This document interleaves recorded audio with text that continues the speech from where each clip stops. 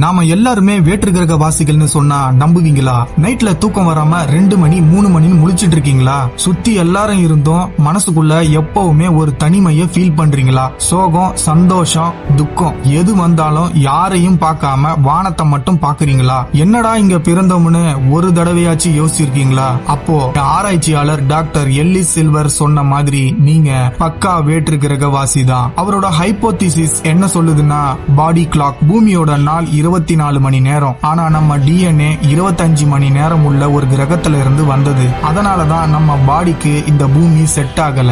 எப்பவுமே தூக்கம் பத்தாம சோர்வா இருக்கும். த ஃபீலிங் நம்ம சொந்த கிரகம் இது இல்ல. அதான் கவலையா இருக்கும் போது நம்ம மனசு ஆட்டோமேட்டிக்கா வானத்தை பாக்குது, நம்ம ஹோம தேடுது. இது ஆரம்பம் தான். நம்ம ஏலியன்னு சொல்றதுக்கு உடம்புல இன்னும் பல ரகசியங்கள் இருக்கு. அத அடுத்த வீடியோல சொல்றேன். ஃபாலோ பண்ணி வச்சுக்கோங்க.